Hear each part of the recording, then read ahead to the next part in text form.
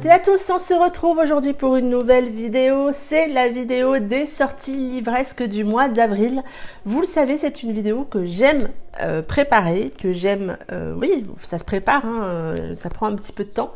Ça a été un petit peu particulier courant de ce mois d'avril, puisque comme vous le savez, avec le confinement, il n'y a plus d'impression de livres papier. Donc normalement j'ai fait assez attention à ce que je disais, à ce que je vais vous proposer. Il y aura peut-être des couacs, dans ces cas-là ne m'en veuillez pas. Malgré tout, ce sont pour la plupart des livres qui vont sortir en numérique et dont on pourra commander les versions papier après. Donc je vais commencer à vous présenter. C'est quand même malgré tout une vidéo à peu près à jour. Je pensais que ce sera un mois un petit peu plus cool après ce mois de mars. Ben non, en fait pas du tout. J'ai noté une vingtaine de sorties. Oui, 20 sorties. Donc voilà, je sais pas comment je vais m'en sortir, d'autant plus qu'au mois de mars, j'ai pas été raisonnable. Je crois que certaines préparent déjà le popcorn en prévision de ma vidéo book haul. Allez-y les copines, marrez-vous un bon coup. Voilà, ma palle a grossi. C'est un aveu déjà. Bref, c'est pas le sujet de toute manière de cette vidéo. Je vous présente donc les sorties du mois d'avril qui me font envie. On commence avec le 2 avril. Sortira le tome 1, Les Portes du Soleil. Ce tome 1 s'intitule Entre l'orage et la mer de Jacinthe Canet en auto-édition. On est là dans un young adulte écrit par Jacinthe Canet. Vous savez que je suis pas forcément toujours attirée par le young adulte, mais là, je l'avoue, ce roman m'intrigue vraiment beaucoup. Au moment où je tourne cette vidéo, je suis quasiment en train de le terminer, donc je vous en reparlerai très prochainement en vidéo. Mais sachez que c'est une très bonne lecture. J'ai adoré retrouver la plume de Jacinthe dans ce tome 1 et j'ai eu la sensation de partir en vacances avec cette bande de jeunes et j'ai beaucoup aimé la structure du récit qu'a choisi Jacinthe dans ce roman. Je vous le laisserai découvrir, mais on a des jolis retours dans le passé via des lettres. Et puis on a une relation très sympa entre les deux personnages, donc je vous encourage vivement à suivre cette sortie. Le 3 avril, chez Butterfly Edition, sortira Dark Lies de Léana Soal. Je l'avoue, quand j'ai vu passer cette sortie, c'est d'abord la couve qui m'a un peu attiré l'œil, et puis ensuite j'ai lu le résumé, et alors là tout de suite celle-là je l'ai notée. Je vais vous lire ce résumé parce que j'ai trouvé qu'il était extrêmement suffisant pour donner envie. Lily. Chaque jour elle essaie de survivre sous le coup de son compagnon, le père de son enfant. Chaque jour est peut-être le dernier, jusqu'à ce que son instinct de survie prenne le dessus. Au commissariat, elle rencontre Tony, un lieutenant aussi sombre que solitaire, mais déterminé à l'aider, à la sauver. Malgré leurs passés respectifs, leurs secrets, leurs fêlures, ils se désirent. Sortiront-ils indemnes de cette relation ou seront-ils aspirés vers les ténèbres? Et moi, j'avoue que le sujet des violences conjugales est un sujet qui me tient à cœur et j'ai envie de voir un petit peu ce que va donner cette histoire. Et donc je l'ai noté, je pense que je vais la demander en service presse et je vais le lire au mois d'avril. Entre parenthèses, je suis en train de préparer ma pile à lire du mois d'avril. C'est un vrai casse-tête. Je n'arrête pas d'en rentrer, d'en sortir. Je ne sais pas comment je vais faire. Je vous proposerai ça la semaine prochaine comme vidéo, mais je ne vais pas la tourner tout de suite parce que c'est pas prêt. On continue toujours au 3 avril, mais cette fois-ci aux éditions Addictive, sortira Secret Stepbrother de Erin Graham. Erin Graham, c'est une plume que je commence à connaître, que j'aime beaucoup sous son autre nom de plume, mais j'ai déjà lu un Erin Graham. Et donc je suis ces sorties bien évidemment, même si je l'avoue, le sujet du Stepbrother, j'ai un petit peu de mal et je trouve qu'on en voit beaucoup et c'est un peu dommage. Mais je me dis qu'avec la plume d'Erin, ça peut le faire. Donc pourquoi pas. En tout cas, je l'ai noté et je vous en parle donc dans cette vidéo. On passe au 4 avril en auto-édition, sortira Something About Us de Jane Pierce, dont je ne connais pas la plume. Je sais qu'elle sort aussi des romans chez Addictive, mais je n'ai pas encore eu la chance de la découvrir. Mais je vais découvrir ce roman puisque je l'ai déjà reçu. On est là sur une histoire de seconde chance et c'est vrai que le résumé m'a tenté. Je vous mettrai tout ça bien évidemment en barre d'infos, n'hésitez pas à aller voir. Mais j'ai aimé le résumé que j'en ai lu. On est là entre une jeune femme qui a l'air assez lumineuse et un homme qui lui est réglé un peu comme du papier à musique. Et forcément entre les deux, je pense que ça va faire des étincelles. Donc voilà, j'ai eu envie de découvrir ce roman. Et donc je vous en reparlerai très prochainement sur la chaîne.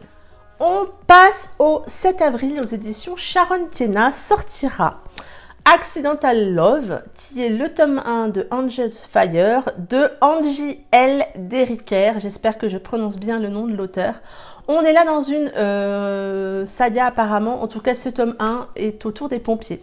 Et donc moi ça le fait, les pompiers c'est un thème où je vais facilement me laisser tenter. Je crois que là je crois qu'il y a un gros accident et je crois que c'est une jeune femme coincée dedans qui va être sauvée par un pompier. J'espère que mes souvenirs sont bons. Comme dirait Candy Shy, Dory l'adorade est passée par là. Mais en tout cas, ça m'a vraiment donné envie de découvrir ce roman. Je l'avoue, je lis assez peu de romans de cette maison d'édition. Je les connais assez peu, donc ça sera peut-être l'occasion. On passe au 8 avril, sortira Camden, le tome 1 de Borderline Melody de Enaël en auto-édition. On est là dans l'univers de la musique et on va suivre un groupe, plus particulièrement le leader du groupe. Je n'en sais pas beaucoup plus, c'est du Enaël dans le milieu de la musique, donc je me dis pourquoi pas. Donc on verra si je me laisse tenter par cette sortie et si je la lis prochainement ou pas. Toujours le 8 avril, mais cette fois-ci aux éditions EH, sortira My Bad Romeo de Lina Hope. Lina Hope est une auteure que je connais de nom, parce que Julie nous en parle beaucoup, mais que je n'ai pas encore lu, mais elle a rejoint ma palle au mois de mars, vous verrez ça dans mon book haul. Et du coup, forcément, je la suis un tout petit peu plus, et celui-ci, j'avoue, il m'intrigue assez. J'aime beaucoup la couverture. Apparemment, on est là aussi dans l'univers de la musique, puisque Roméo est un musicien et on va suivre donc son histoire de groupe. Et Roméo va faire la connaissance de Juliette. Un jour, Juliette va venir dans un bar et va voir le groupe chanter et elle est complètement subjuguée par ce chanteur. Voilà, à peu près le speech. Il me fait très envie et bon, à voir si je me laisse tenter par cette sortie ou pas, parce qu'il y en a beaucoup. Mais j'ai envie de découvrir Lina Hope parce que Julie m'en a dit beaucoup de bien. Et donc, on peut peut-être avec cette sortie ou peut-être avec celui qui a rejoint ma palle au mois de mars, on verra bien. On passe au 9 avril, chez Hugo Roman, sortira So What de Lou Marceau, qui devait donc sortir en poche. J'imagine qu'il ne va pas sortir en poche exactement le 9 avril. Est-ce qu'il va sortir en numérique? Je ne sais pas du tout. Je ne peux pas vous répondre, j'ai pas trouvé l'info pour le moment. Mais forcément, c'est une histoire que j'ai envie de découvrir. C'est un spin-off du roman de Romy que j'avais adoré, écrit par Lou Marceau, qui avait été d'ailleurs un coup de cœur duologie en 2019, je pense, 2018, je sais plus, 2018 hein, peut-être même. Et donc là, c'est un spin-off, on retrouve un des personnages de Lou. Lou a une plume pétillante, marrante, qui fait du bien à lire. Et du coup, j'avais noté cette sortie, vous pensez bien, et j'ai très envie de découvrir ce spin-off. Toujours le 9 avril et toujours chez Hugo Roman, sortira Maybe Now de Colleen Hoover, qui est un tome 2 ou un tome compagnon de Maybe Someday que j'avais beaucoup aimé.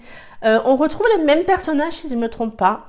Donc à suivre, parce que c'est vraiment moi un roman de Colleen Hoover que j'avais beaucoup aimé et je serais très contente de les retrouver, de savoir un petit peu ce qui se passe pour eux. Je trouve la couverture assez réussie, j'aime assez bien le côté pétillant qui se dégage, le contraste entre les couleurs. Ça fait le job pour moi, j'aime bien. Donc là aussi j'ai noté cette sortie, à voir comme pour les autres si je me laisse tenter ou pas. Toujours le 9 avril et toujours chez Hugo Roman sortira le tome 3 de Secret défense d'Aimé de Axel Auclair, que je n'ai toujours pas commencé, mais je note c'est sorti.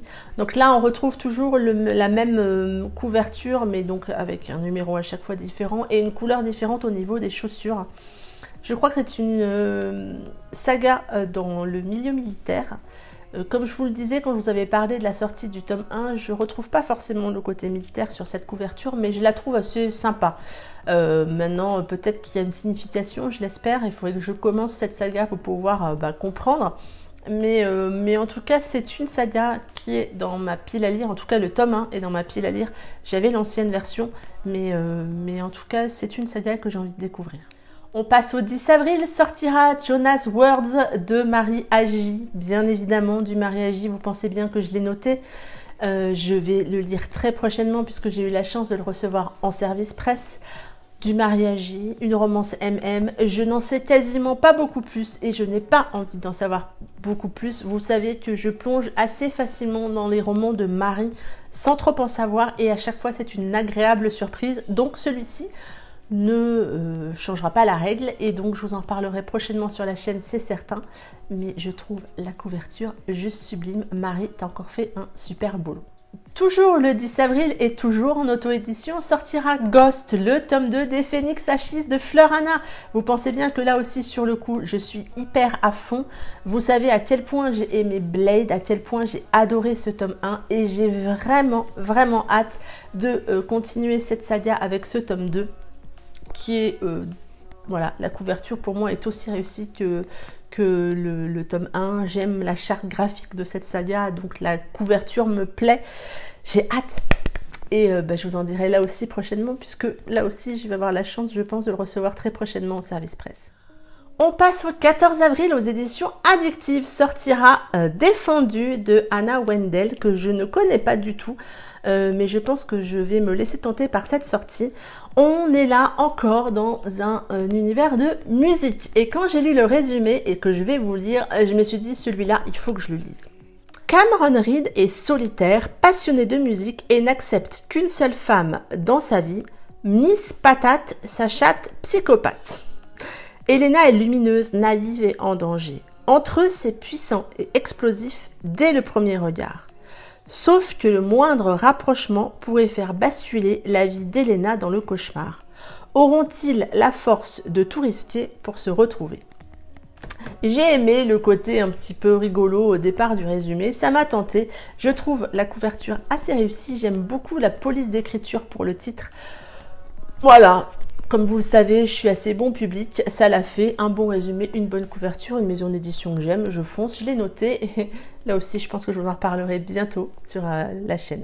On passe au 16 avril, chez Juno Publishing, sortira Comment sauver une vie de Emma Scott.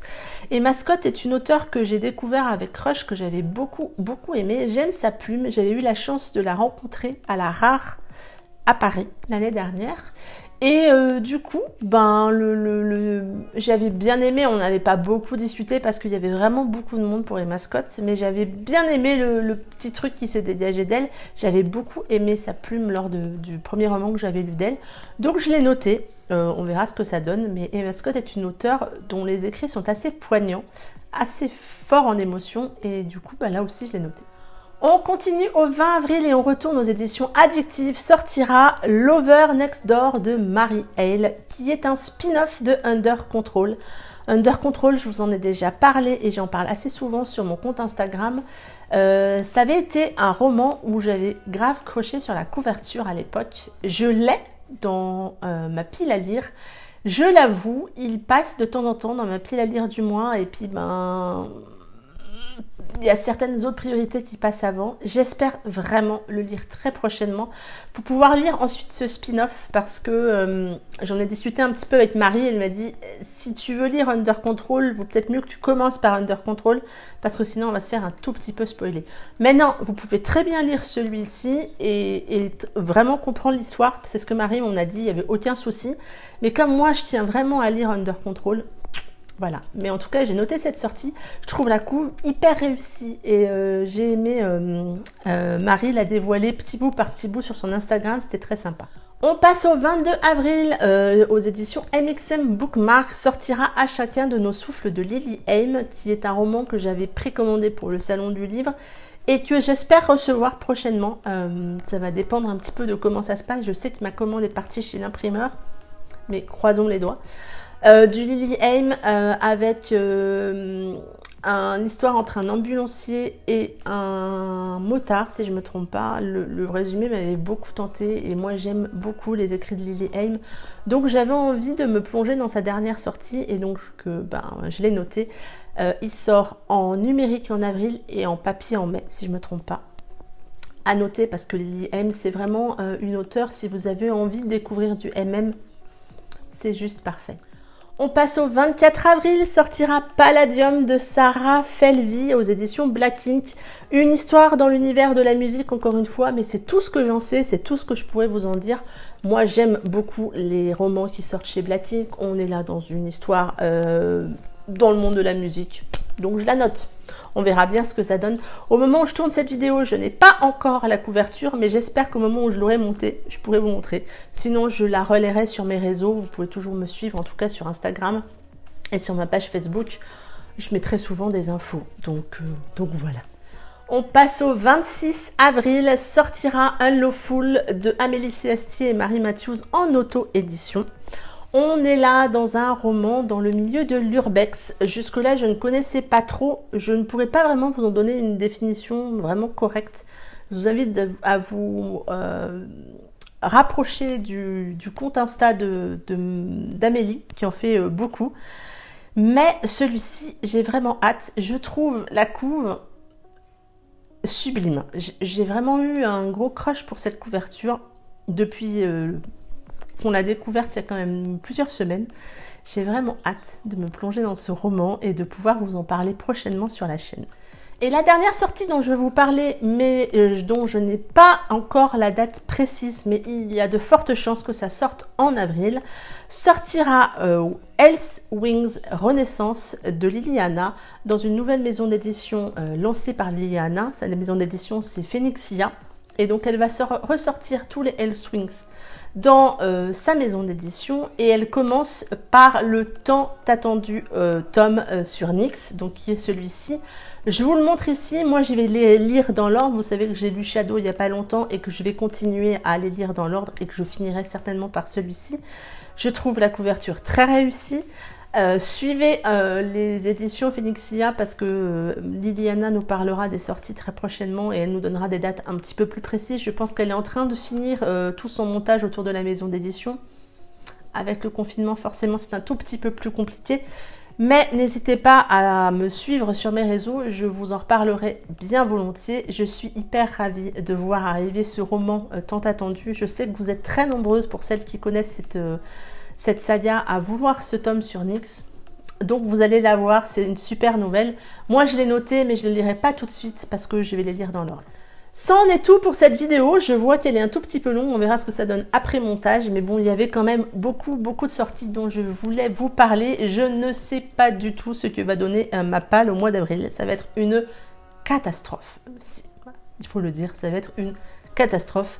J'ai bien un objectif, hein. J'en avais un mais je l'ai raté, c'était de celui de rester en termes de nombre de livres dans ma palle pas très loin de Vanessa, mais avec le mois de mars c'est mort.